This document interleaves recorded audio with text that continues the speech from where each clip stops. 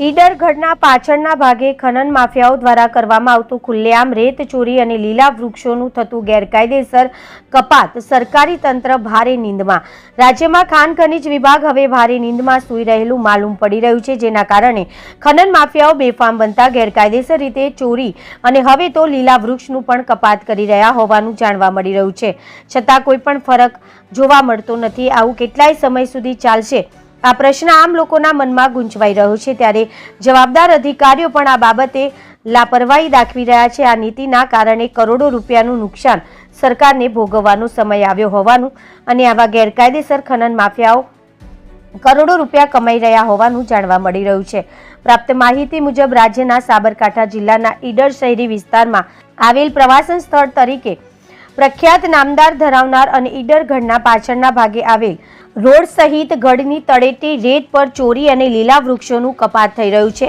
આ લીલા વૃક્ષોનું કપાત ધોળા દિવસે લોકોની નજરો આગળ થઈ રહ્યું હોવા છતાં કોઈ કાર્યવાહી કરવામાં આવતી નથી। સાથે જ બીજી તરફ રાત્રિના સમયે ચોરી છુપી ખનન માફિયાઓ રેત ચોરી કરી કરોડો રૂપિયા કમાઈ રહ્યા છે અને સરકારની તિજોરીઓ લૂંટાઈ રહી છે। આ તમામ બાબતે ખાણ ખનીજ વિભાગ જાણતું હોવા છતાં કોઈ કાર્યવાહી કરવામાં આવતી નથી। આમ ગઢ તળેટીની આજુબાજુમાં વસવાટ કરી રહેલા લોકોના મુખે એવું ચર્ચાઈ રહેવા પામ્યું છે કે આ ખનન ચોરો રાત્રિના સમયે ચોરી કરી રહ્યા છે, સાથે જ લીલા વૃક્ષો બપોરે કપાત કરવામાં આવી રહ્યું છે।